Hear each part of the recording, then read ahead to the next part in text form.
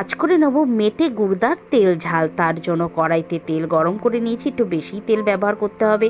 দিয়ে দেবো তেজপাতা, শুকনো লঙ্কা, দিয়ে দেবো 4টে বড় আকারে মিহিন করে কেটে রাখা পেঁয়াজ। এটাকে লাল করে ভেজে নিয়ে আদা, রসুন, কাঁচা লঙ্কাটা 3টেই আমি একসাথে পেস্ট করে নিয়েছি। এটা দিয়েও প্রায় 5 থেকে 6 মিনিট ভেজে নিয়ে এখানে মিশিয়ে দেবো কিছু মশলা, যেমন নুন, মিষ্টি, হলুদ আর কাশ্মীর লঙ্কার গুঁড়ো। আদা আর কোনো মশলা আমি এখানে ব্যবহার করব না। দিয়ে দেবো একটা টমেটো, সেটাকেও 2-4 মিনিট একটুখানি কষিয়ে নিয়ে দিয়ে দেবো মেটে আর গুড়দাটাকে।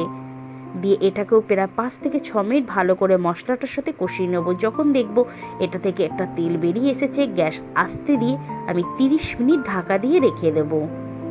এটা কিন্তু আমরা জল ব্যবহার করছি না। 30 মিনিট বাদে দেখো গুড়দার মেটে দিয়ে যে জলটা বেরিয়ে এসেছে, এইটাই আমাদের গ্রেভির কাজ করবে। কয়েকবার নেড়ে ছেড়ে আমি এটা পরিবেশন করে ফেলবো। দেখো কত তাড়াতাড়ি হয়ে যায়, অসাধারণ খেতে। তোমরা বাড়িতে অবশ্যই করো।